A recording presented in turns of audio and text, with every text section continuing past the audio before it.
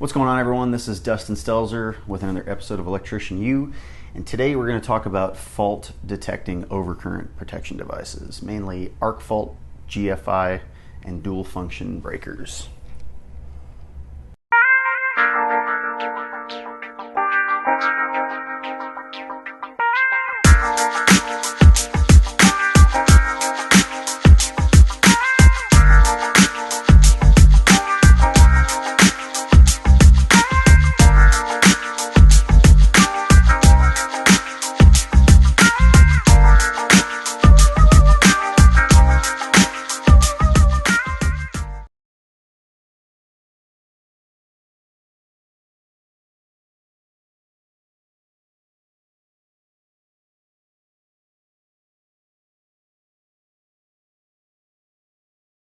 All right, so the first thing that I want to talk about is GFCI devices. It's ground fault circuit interrupters.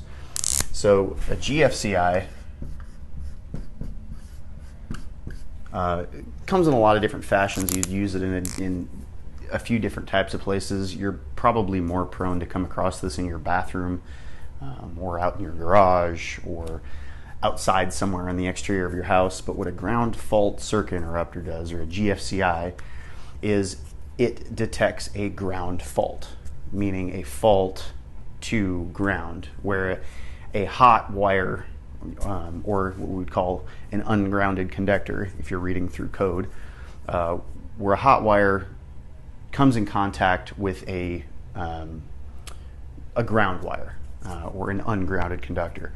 Or sometimes it can come in contact with a piece of metal, something that's bonded in the electrical system. So it's a fault to ground. And what happens a lot of times is people get shocked because they'll go to grab something metal and they're like standing in a puddle of water or whatever. They're somehow grounded in the circuit, and that circuit has malfunctioned to the point where the ungrounded conductor or the hot conductor is touching something metallic. So when a person goes to touch that device or plug something in, they get shocked. It goes through them. So how does a GFCI really detect what's going on? How does it work? Well, inside of a GFCI device, you've got a hot wire and a neutral wire.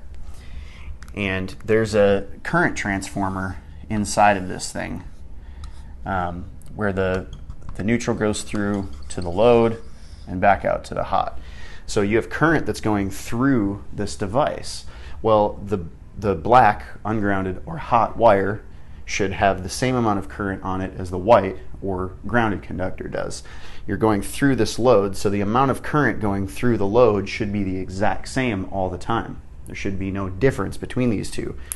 Well, it detects when all of a sudden there is a difference in them. It can sense to like a 5 milliamp difference in between, in current flow in between those two conductors.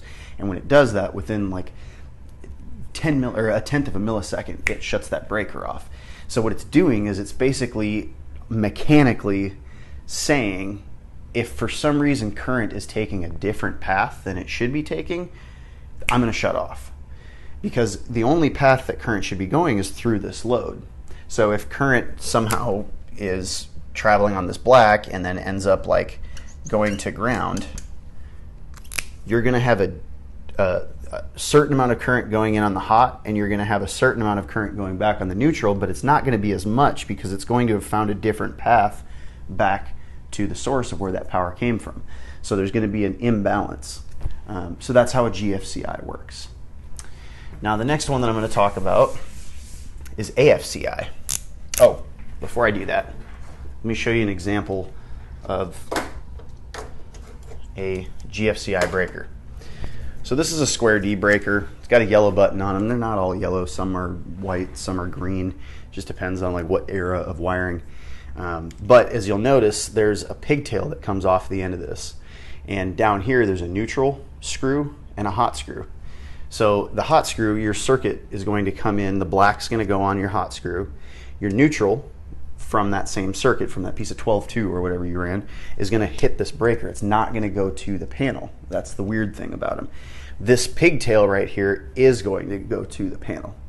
So basically you're allowing current leave on the hot wire, come back on the neutral wire, and still go through this breaker, and then take a path out of the breaker through the neutral all the way up to the neutral bus. So there's still a completed circuit there. It's just rerouting the entire circuit through this breaker. So that's how one of these works. So the next thing I'm going to talk about is AFCI. And there's another term you'll see is CAFCI. Now, both of these mean arc fault circuit interrupter. There's still a breaker. It's still interrupting the current on the circuit if something were to happen. But instead of seeing a fault to ground, these are seeing an arcing fault. So an arcing fault is something that happens a lot when houses burn down or businesses burn down. They can create explosions. They can damage equipment. They're very, very dangerous. But more it's like fire protection than it is for ground fault where you're trying to protect equipment or personnel. This is more for setting ablaze to something. So an arc fault circuit interrupter has two ways that it can detect an arc. Traditionally, when these things were first developed, it was just series arcs. That means that you've got a wire and all of a sudden there's a break in that wire, but the wire continues. Like, I don't know, somebody like ninja jujitsu, somebody like Judy chopped the middle of that wire, and the wire is still almost touching. Or maybe it is touching just barely, but it's creating a very, very high resistance area for current to travel. So it's arcing across those two wires. Well, arcing is heat, is an extreme amount of heat and an extreme amount of current. So it can cause a fire, it can set fire to something. So this is what we would call a series arc, where it's in series with the circuit. The next type of arc is a parallel arc. So a parallel arc means that, like, we've got our hot here, we've got a load, and we've got our neutral coming back. Well, somehow you're getting an arc between these two conductors. So the load is pretty much not in the circuit anymore. You know, maybe this conductor broke and it's exposed to this neutral. And so you've got this this point in between these two, that there is a high amount of resistance, because these wires are not exactly touching. They're just either barely touching, or there's a small enough gap, but there's a large enough current and a large enough voltage to overcome that gap and create an arc. So again, this is just a different kind of arc, but it's allowing a short circuit to happen. So it's a very, very dangerous kind of arc. So there's been regular arc fault circuit interrupters, or arc fault breakers as we call them out in the field, over the years. A lot of them were series only. They would only detect those series types of arcs. Well, now there's newer style breakers out there. Let's see. Where they are combination arc fault. So it detects both types of arc conditions. That's what CAFCI means. If you have a breaker that says CAFCI, it means it's a combination arc fault. It'll detect both kinds of arcs. A lot of people get this confused with dual function breakers. Dual function is completely different, and I'll talk about that in a minute. But people think that word combination means, oh, that's arc fault and ground fault. That's not. That is what a dual function does.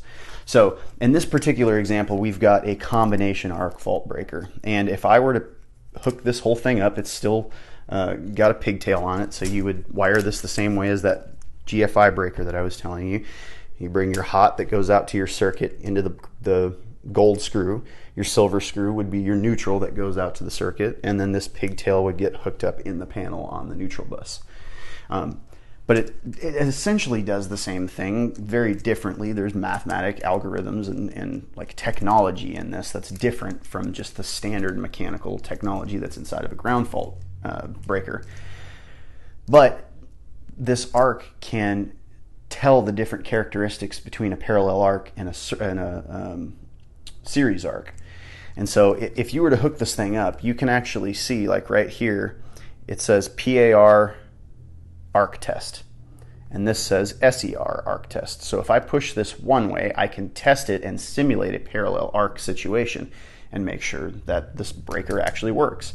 Or I can push it the other way and do a series arc condition and make sure, again, that this device is actually working. So anytime that you install one of these, you always want to simulate an arc. You want to simulate a series arc and simulate a parallel arc and just make sure that the thing's working. But that's essentially how they work, and why they work and why they're being used. Arc fault breakers are being introduced to every kind of circuit. The more new code cycles come out, the more environments, the more bedrooms, the more kitchens, the more like everything is getting rolled into arc faults. So I foresee in the 2020 code, there's probably not going to be very many circuits in a house that are not arc fault protected anymore. Unless there's some kind of piece of equipment that is going to cause nuisance tripping all the time, because that does happen.